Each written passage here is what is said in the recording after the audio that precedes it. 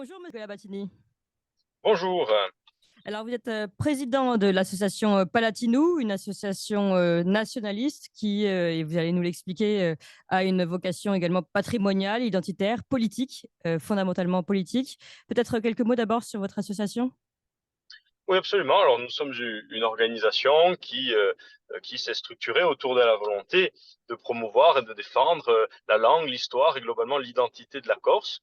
Mais nous avons aussi une vocation intellectuelle et éminemment politique au sens le plus noble du terme. C'est-à-dire que si notre démarche n'est pas partisane et qu'elle est ouverte à tout un tas de Corses, quelle que soit d'ailleurs leur provenance idéologique ou leur tradition partisane d'origine, eh bien, qui s'attache à promouvoir une certaine vision de la Corse et en particulier du nationalisme corse. Alors, c'est justement cette question éminemment politique et d'essence politique que je voulais aborder avec vous aujourd'hui, parce que je vous ai entendu sur d'autres plateaux et vous avez eu des termes très, très intéressants qui n'ont pas forcément été relevés et on va en reparler aujourd'hui. Alors, en Corse, hein, pour remettre le contexte, deux agents municipaux ont été menacés de mort la semaine dernière et donc une manifestation populaire s'est organisée spontanément à laquelle certaines associations et certains politiques, dont votre association, dont Palatinou, ont décidé de se joindre et de l'accompagner.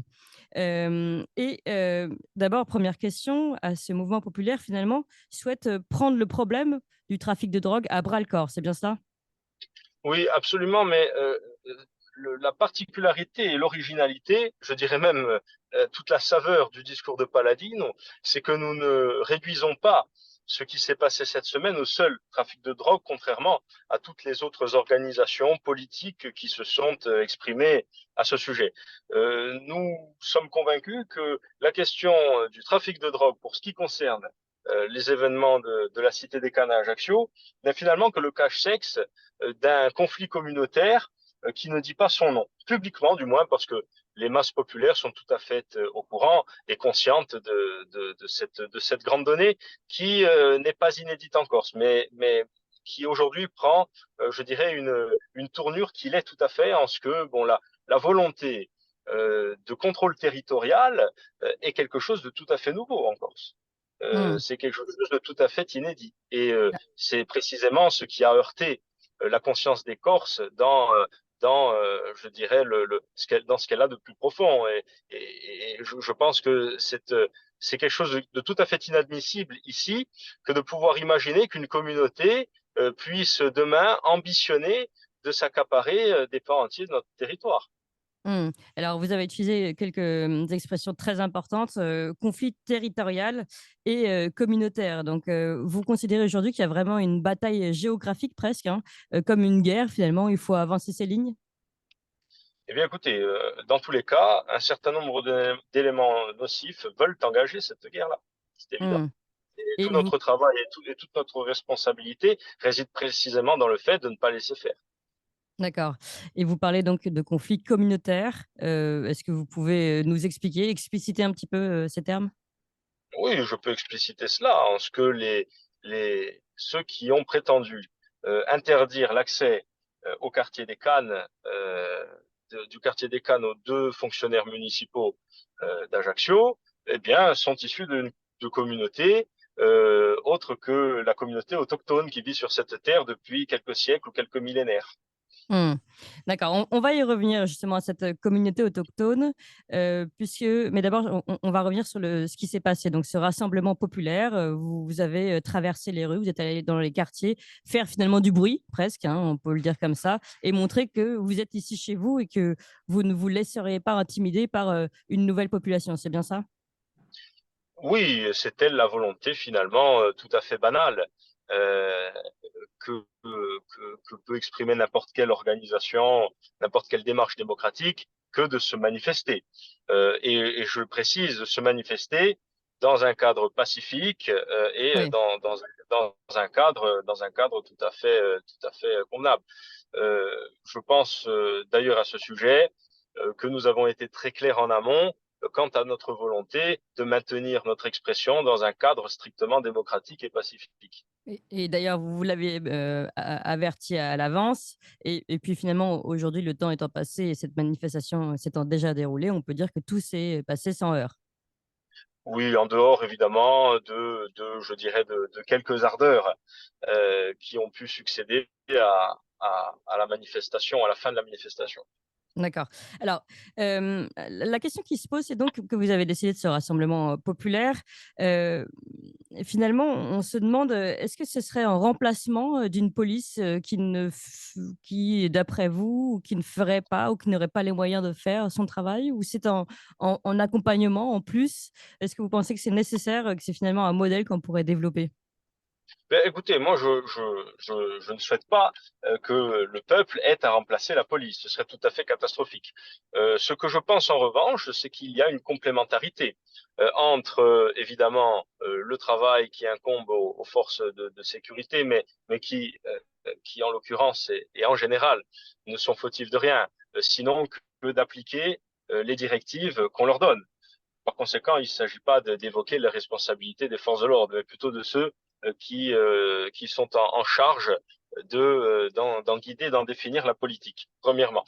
Deuxièmement, en ce qui concerne l'expression populaire, eh bien, je pense, vous savez, je suis de mœurs profondément démocratique, et je crois que lorsque une société dysfonctionne euh, à certains égards, eh bien, il est non seulement dans le droit, mais aussi dans le devoir d'un certain nombre d'acteurs de la société civile ou du champ de l'expression politique, eh bien, de se manifester précisément pour interpeller l'opinion publique quant aux dysfonctionnements qu'il faudrait précisément régler. Il y a autre chose que je voulais vous mettre en comparaison. Finalement, par exemple, à Marseille, en ce moment, on connaît les problèmes de trafic de drogue et on sait que Gérald Darmanin a annoncé la venue des CRS 8.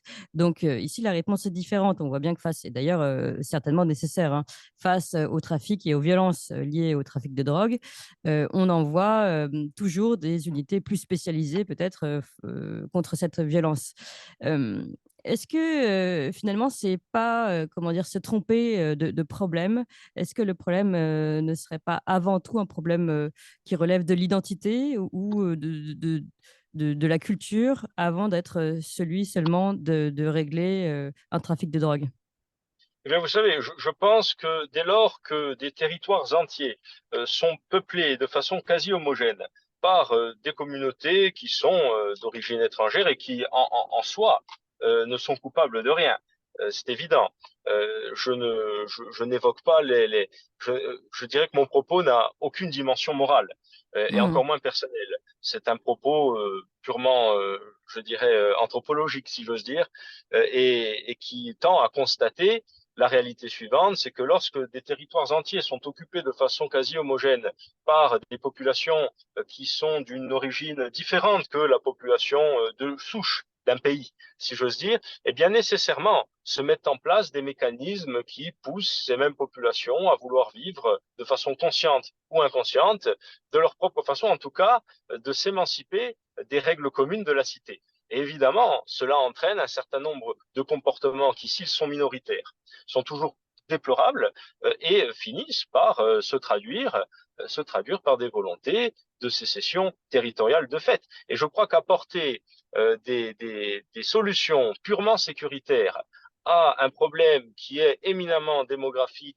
culturel et civilisationnel, eh bien, je dirais en quelque sorte, c'est un peu comme mettre un pansement sur une jambe de bois, si vous me permettez l'image et l'expression. Et ce qui est intéressant également, hein, c'est évidemment que ce sont vous, les Corses, profondément, on va dire, identitaires, nationalistes, qui avez décidé de ce rassemblement populaire.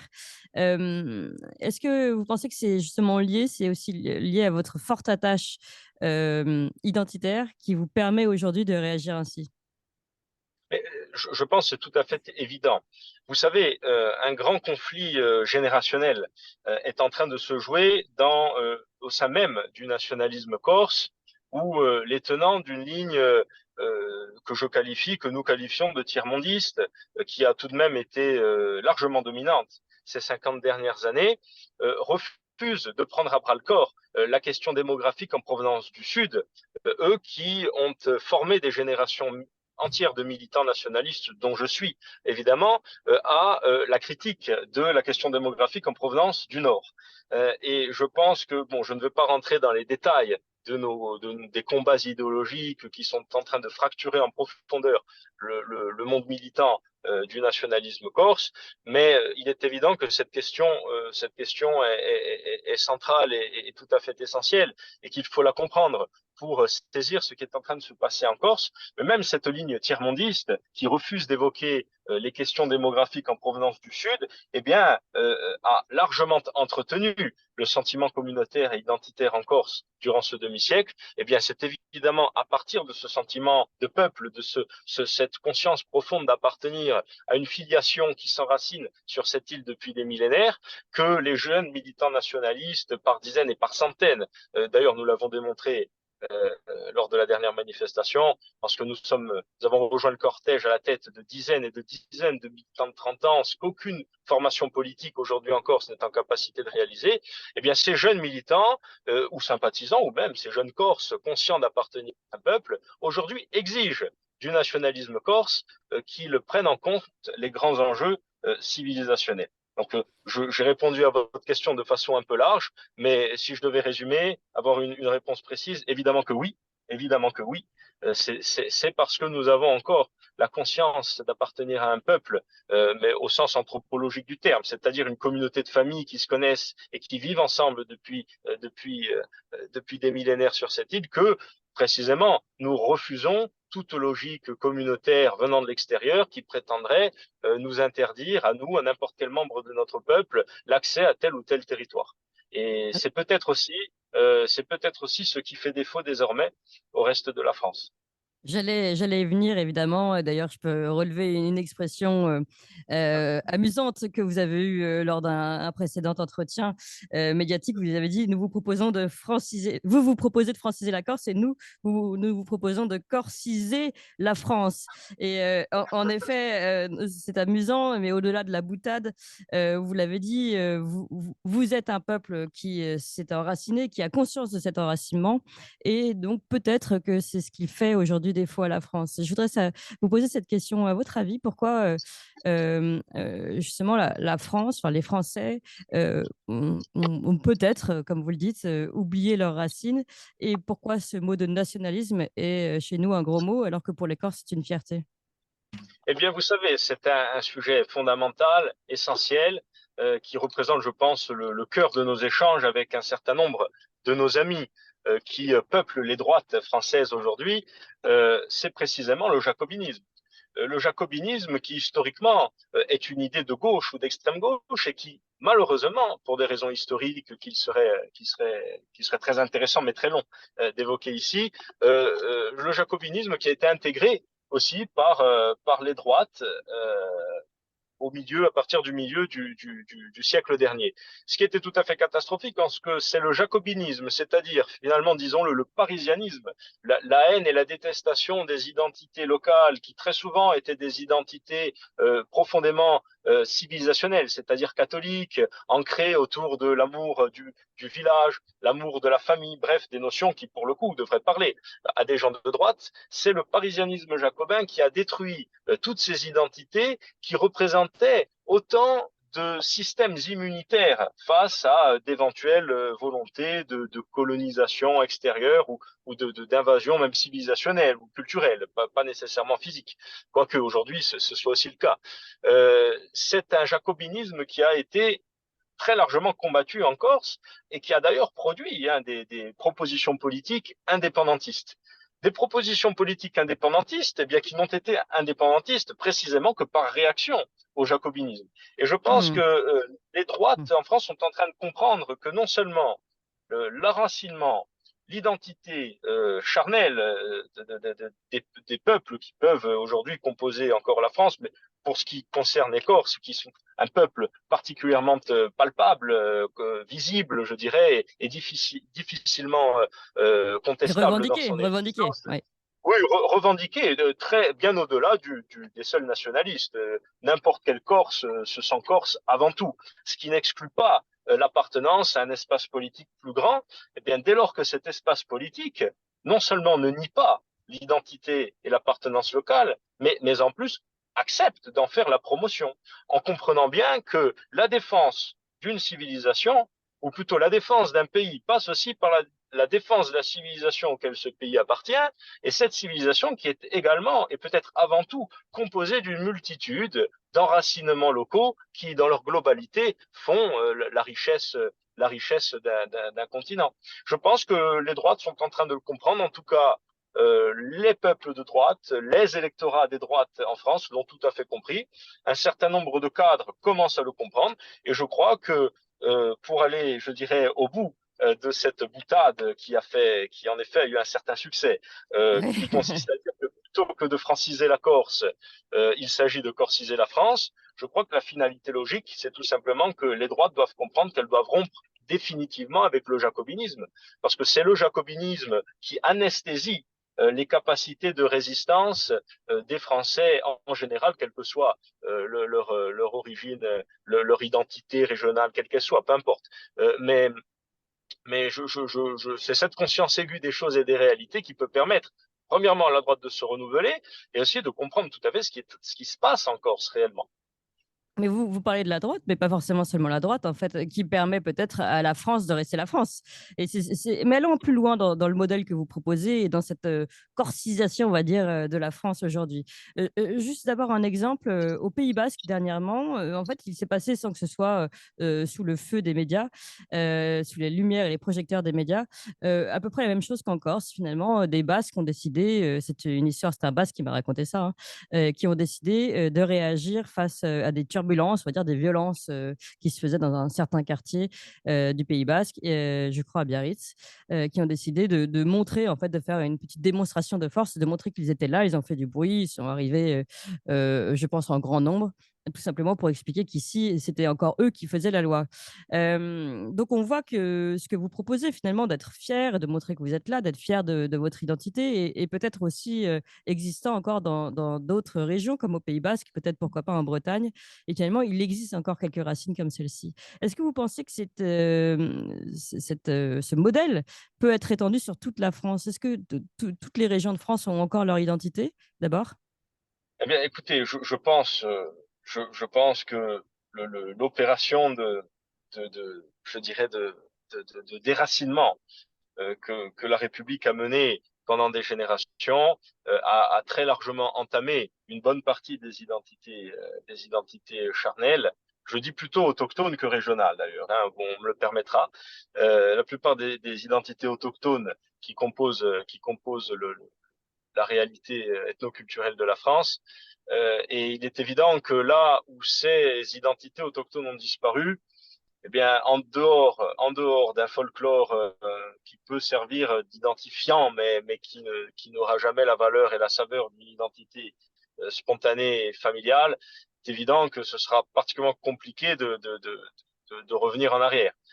Mais il s'agit au moins de préserver ce qui est toujours vivant. Et c'est précisément en cela que c'est ce à quoi je Vous militez. pense lorsque je dis que, oui, évidemment, plutôt que de franciser la Corse et de continuer à détruire ce qui reste d'identité charnelle et enracinée, eh bien, que les Français, dans leur globalité, comprennent que la Corse, non seulement n'est en aucun cas un risque pour le reste de la France s'il est enraciné dans la coutume et la tradition de ses ancêtres, mais qui plus est, en effet, peut représenter un repère, peut représenter une référence de gens qui, enracinés sur la terre de leurs ancêtres, entendent bien ne pas se laisser imposer quoi que ce soit par qui que ce soit, d'où qu'ils viennent. Et pour apporter une réponse complète à votre question, je crois qu'il y a, oui, d'autres territoires ailleurs en France qui ont maintenu une identité. Vous avez parlé du Pays Basque, la Bretagne à moindre égard, mais c'est vrai, il reste toujours des réalités d'héritage ethnoculturel. L'Alsace aussi, bref, parlons de régions qui sont les régions les plus éloignées de Paris et qui peut-être ont eu la capacité de plus que d'autres de se défendre ou de mettre une distance entre eux et les politiques jacobines. Pour ce qui est du reste de la France, eh bien non, je pense qu'on ne peut pas réanimer des identités autochtones qui sont mortes, mais dans tous les cas, même pour ceux qui n'ont pas forcément d'identité locale à laquelle se rattacher, eh bien, ils peuvent toujours concevoir que l'enracinement et la filiation peut être aujourd'hui réinterprété dans la modernité.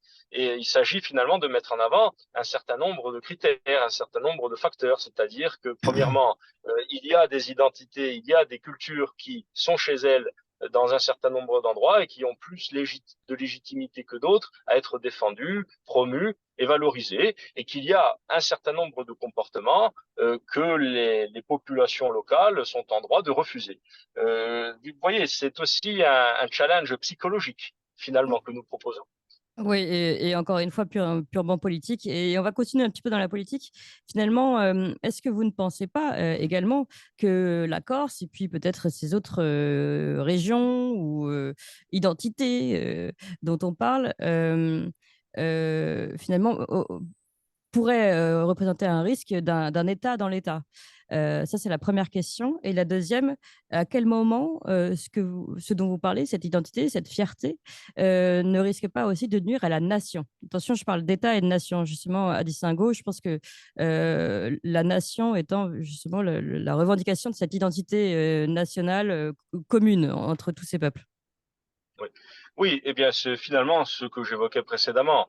Euh, Penser que l'enracinement local et la fierté d'une identité charnelle est incompatible avec demain le sentiment d'appartenance nationale, c'est précisément le postulat qui légitime le jacobinisme qui provoque nécessairement de l'indépendantisme, c'est-à-dire que les gens qui se sentent corses et qui sont prêts à être corses et d'accepter leur nationalité française tout en étant corse avant tout, eh bien, ces gens-là ne vont pas s'en laisser compter demain face à un État qui éventuellement a les prétentions, comme ça a été le cas durant des décennies, de détruire l'identité de leurs ancêtres et vont être en effet en capacité de développer un discours indépendantiste, ce qui n'aurait pas de pertinence dans le cadre demain d'une nation française ou autre qui accepterait pleinement, non seulement de reconnaître, mais aussi de promouvoir et de concourir à la valorisation pour ce qui nous concerne, mais c'est un schéma qui est applicable ailleurs, l'identité corse. Donc, vous voyez, c'est finalement une grande, c'est le postulat de départ Hmm. qui doit être discuté. Et je suis convaincu que ceux qui veulent encore aujourd'hui défendre le postulat jacobin ne tirent pas les leçons de tout le mal que le jacobinisme a pu produire sur ce que j'ai appelé, ce que j'appelle très clairement les capacités de défense immunitaire d'un point de vue culturel. De Donc non, je résistance, pense que comme on pourrait dire autrement, oui. oui, de résistance, parce que vous savez, il n'y a rien de plus concret qu'une identité locale. Il n'y a rien de plus concret que l'identité de son clocher, l'identité de son village. Aimer tout cela ne conduit pas nécessairement à vouloir rompre tout lien politique avec des formes d'appartenance plus larges. Tant Hmm. que ces formes d'appartenance plus larges, je dirais, ne rentrent pas en opposition totale, ou même ne rentrent pas en opposition tout court, avec ce qui fait l'identité première, en tout cas des Corses.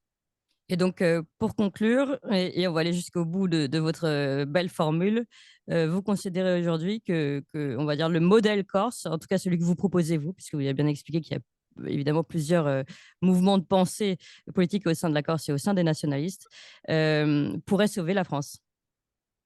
Moi, je pense que notre façon de penser à Paladine nous peut sauver n'importe quel pays dans le monde. C'est-à-dire qu'il faut être fier de ses ancêtres, il faut être fier de son identité, il faut avoir la volonté de transmettre à ses enfants, il faut aussi avoir la volonté d'en faire. Il faut, à un moment donné, affirmer très clairement que la culture qui s'est établie sur la terre du peuple autochtone depuis des générations et des générations, eh bien, ne peut en aucun cas être placée sur un pied d'égalité avec n'importe quelle culture qui est arrivée il y a moins d'un demi-siècle. Je pense que ce sont des principes tout à fait respectables, tout à fait logiques, qui d'ailleurs sont la norme dans 90% des pays du monde. Évidemment, le grand malheur de l'Occident, c'est qu'il fasse partie des 10% restants. Et c'est précisément, je crois, ce qu'il faut changer. Eh bien, merci beaucoup, Nicolas Battini. Je pense qu'on continuera cette discussion encore et encore d'autres fois. Je rappelle que vous êtes président de l'association Palatino. À bientôt. Merci à vous. Au revoir.